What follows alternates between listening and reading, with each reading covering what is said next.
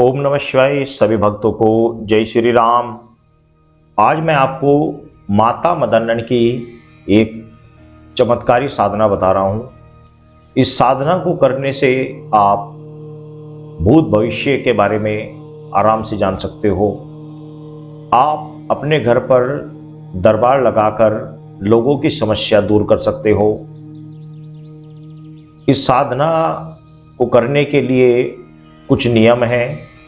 उन नियमों को फॉलो करते हुए आप इस साधना को करें।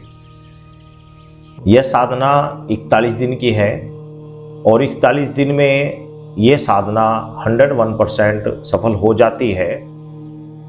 लेकिन इस साधना को करने वाला व्यक्ति माता के प्रति पूर्ण रूप से समर्पित होना चाहिए।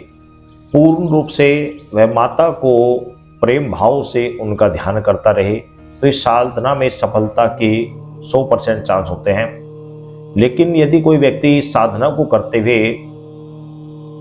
माता के प्रति भाव प्रबल नहीं होगा तो फिर चाहे भाई कोई सी भी साधना कर लो, कोई सी भी साधना सफल नहीं होगी। यह साधना 41 दिन की है और यह साधना एक अलग कमरे में की जाती है। जैसे कि ये एक पूजा का अलग रूम है, तो ऐसा ही आप पूजा का एक अलग रूम ले लीजिए। उस कमरे में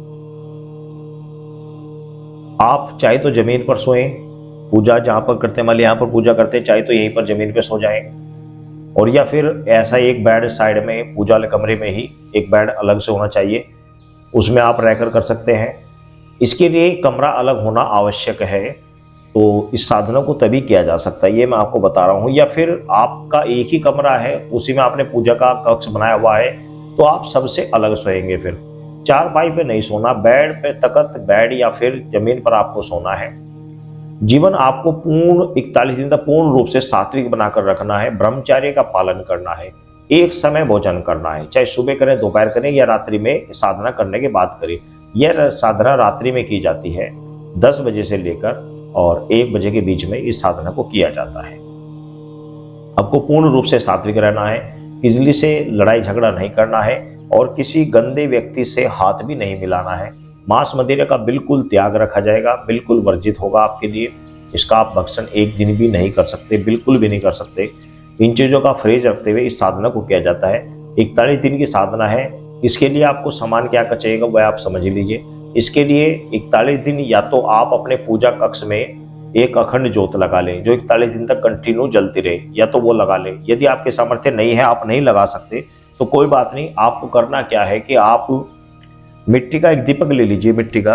और मिट्टी का एक दीपक आपको प्रतिदिन ऐसे पूजा कक्ष में, ऐसे पूजा कक्ष के सामने ऐसे जलाना है, मिट्टी का एक दीपक। और आप इस साधना को करने के लिए आपको फास्ट माता की फोटो है, ठीक है, नहीं है तो कोई बात नहीं, आप माँ भगवती की फोटो लगाकर आप साधना कर सकते हैं। साधना माता मदन्नन की है, माँ भगवती की फोटो लगाकर आप साधना कर सकते हैं।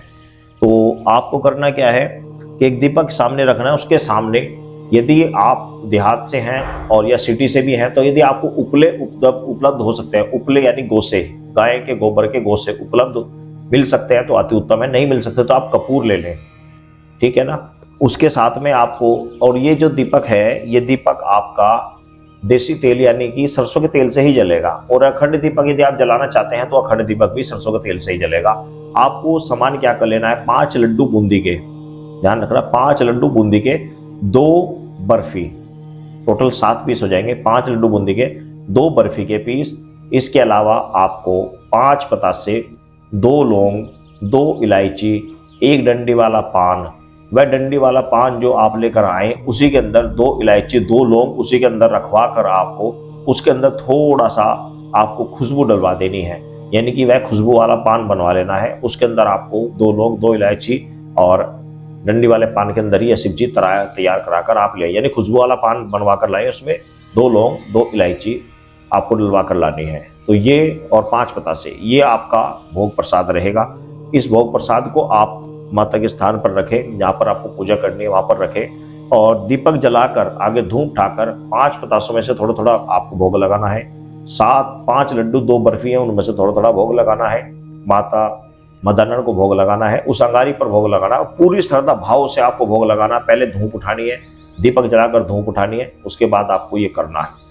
पूजा कक्ष में आपको यह पूजा रात्रि में 10 बजे से लेकर 1 बजे के बीच में करनी है। इसमें आपको लाल वस्त्र पहनना है, जैसे मैंने लाल कुर्ता पहना हुआ है ऐसे तो लाल वस्त्र आपको पहनना है। और जब आप इस साधना को करने के लिए जाएं तो उस समय आप बिल्कुल पूर्ण रूप से पवित्र होकर जाएं। पवित्र का मतलब यह है कि आप नहा धोकर जाएं। इसमें शुद्धिता का विशेष रूप से ध्यान रखना होगा। आप सुबह नहाए या ना नहाए उसका मैं नहीं कह रहा हूँ, लेकिन शाम के समय आप पूजा कक्ष में जाते समय आपको नहा कर धोकर जाना है, स्वच्छ वस्त्र धारण करके जाने हैं। जिन वस्त्रों को आपने आज पहना उनको अगले दिन धोकर पहनेंगे, अगले दिन वो वस्त्र यूज नहीं होंगे, उनका वस्त्रों का आप धोकर यूज करेंगे।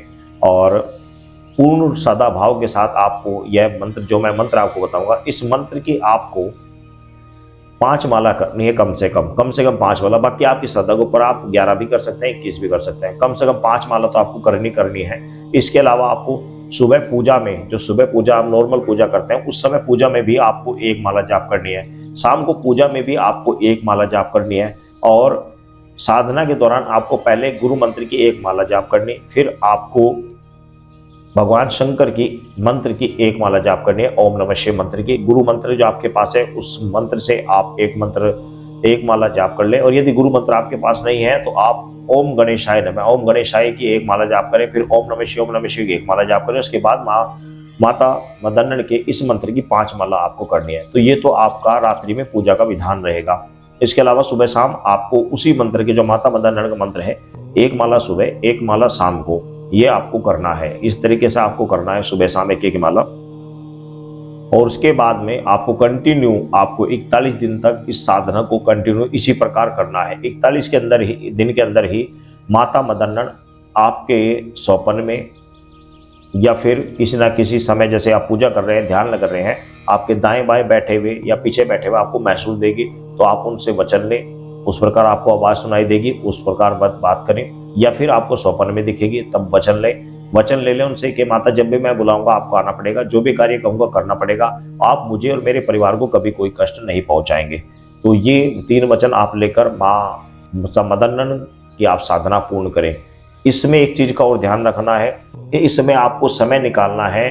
दिन में निकाल सकते हैं तो दिन में, या फिर शाम को पूजा करने के बाद, जब आपने नॉर्मल पूजा की, उसमें 1 माला मंत्र की आपने जाप की, उसके बाद कुछ समय बाद आपको कम से कम 1 घंटा आपको दीपक के ऊपर तराटक करना है। दीपक आप जला लीजिए या मोमबत्ती जला लीजिए, कुछ दूरी पर 3-3.5 फुट की दूरी पर आप दीपक जला लीजिए और दीपक को रखकर उसमें कंटिन्यू 1 टक आपको देखते हुए उसी मंत्र को जाप करते रहना है। जो मंत्र मैं आपको बताऊंगा माता मदन्नन का, इस मंत्र को आपको जाप करते रहना। 1 टक दीपक को देखते रहें और मंत्र जाप करते रहें, मन ही मन मंत्र को जाप करते रहें। ये भी आपको कंटिन्यू प्रतिदिन कम से कम 1 घंटा प्रयोग करना है, चाहे आप सुबह करें, दोपहर करें या शाम करें, जिस समय आपको समय लगे। ये भी साधना का ये एक अंग है, इसको भी आपको करना है। और मंत्र गुजरात को विधि बताइए, वो भी करनी है, इस तरीके से करना है।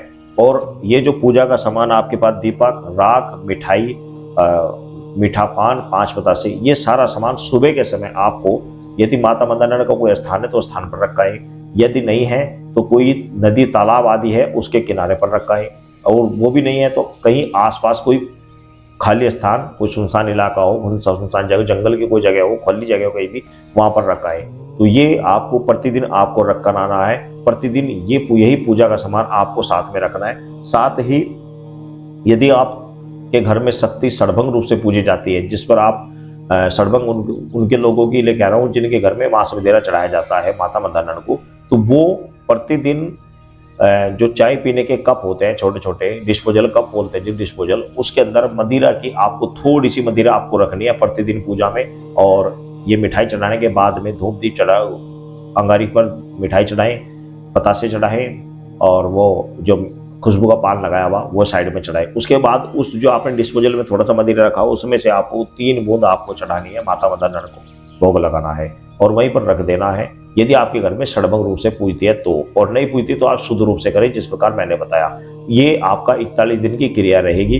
41 दिन पूरा होने के बाद में 42वें दिन आपको हवन करना है। उसी मंत्र से, जो मंत्र मैंने आपको बताया था, उसी मंत्र से आपको हवन करना है। और हवन की आहुति कम से कम 1100 आहुति आपको हवन में आपको देनी है। आप घी से आहुति दें, सामग्री मिलाकर उसमें घी मिलाकर आहुति दें, उसमें पतासे मिला लें, पतासे मिलाकर लौंग इलायची मिला दें और मिलाकर आपको माता मदन्नन की मंत्र से आपको आहुति देनी है, कम से कम 1100। और उसके बाद आपको करना क्या है, फिर आपको एक कढ़ाई बनानी है। कढ़ाई जो बनानी है वह देसी घी की बनानी है। देसी घी का हलवे से आप माता को भोग लगाना है। देसी घी का हलवा लें और 16 श्रृंगार लें, एक नारियल लें, एक चुनरी लें और एक, यदि आपके घर में षडभंग पूजा जाता तो एक पौवा भी लें और 7 प्रकार की मिठाई लें। ये सारा समझ आप ध्यान से समझ लेना। नारियल चुन्नी एक पौवा, देसी पौवा, यदि आप षडभंग से पूछते हैं तो एक पौवा, नारियल चुन्नी, 16 श्रृंगार और ये सारा सामान, 7 प्रकार की मिठाई, ये सारा सामान लेकर आप माता मदन के स्थान पर जाएं 42वें दिन। और ये सारा सामान आपको हवन करने के बाद आपको ये सारा सामान लेकर आपको माता मदन के स्थान पर जाना है। वहां पर जल से माता को स्नान कराना है।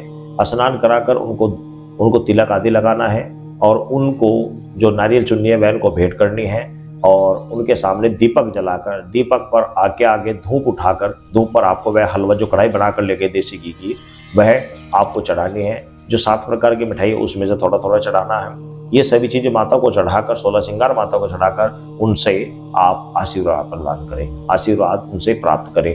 तो कई बार कुछ लोगों की साधना में ऐसा भी हो जाता है कि कुछ लोग साधना करते हैं, उन्हें कुछ अनुभव नहीं हो पाता। तो कोई बात नहीं, आप इसमें निराश ना हो, साधना करके छोड़ दें। कुछ समय के बाद आपको अनुभव होना प्रारंभ हो जाएगा। कुछ समय कई बार ऐसा होता है कि माता परीक्षा लेने हेतु उस समय दर्शन नहीं देती, उस समय बात नहीं करती आगे, कुछ समय तक उसकी देखती है कि भक्त साधना के बाद का व्यवहार कैसा होता है, साधना के बाद ये किस प्रकार रहेगा। यदि वह सात्विक रहेगा, सही तरीके से रहेगा, तो माता फिर उसे आकर रास्ता देना प्रारंभ शुरू कर देती है। तो ये विधान जो मैंने आपको बताया, इस तरीके से आप करें।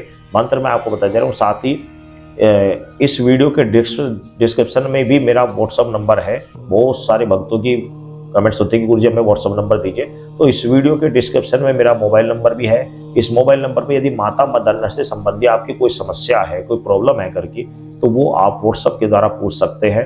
वो मैं आपको बता दूंगा किस दिन देखता हूँ, किस तरह देखता हूँ।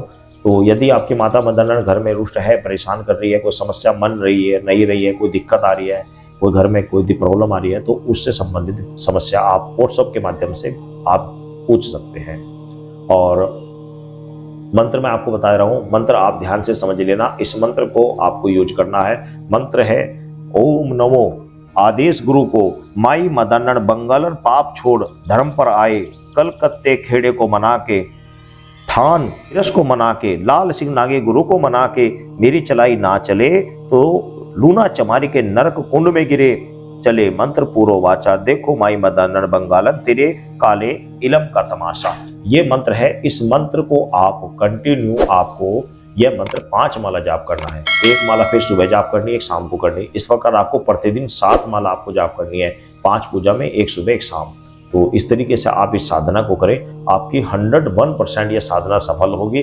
लेकिन मैंने आपको पहले बताया है कि कोई भी साधना करते समय आपको पूर्ण श्रद्धा विश्वास के साथ करनी होगी। दूसरी बात, एक बात और भी है कि साधना बहुत सारे भक्त करने तो लगते हैं, जोश होता है, शुरू में करने लगते हैं, लेकिन 10-15 दिन गुजरने के बाद वो शिथिल पड़ जाते हैं, ध्यान नहीं देते साधना में, तो वे साधना सफल नहीं हो पाती। साधना सफल तब होती है जब आपका जो पहले दिन आपका लगाव था साधना के प्रति, आगे कंटिन्यू 41 दिन तक, 42 दिन तक वही रहना चाहिए। यदि बीच में आप अपने भाव को कमजोर कर देते हैं तो साधना सफल नहीं हो पाती। ठीक है, तो आप इस प्रकार साधना करें और अपने जीवन को धन्य बनाएं। सभी भक्तों को जय श्री राम।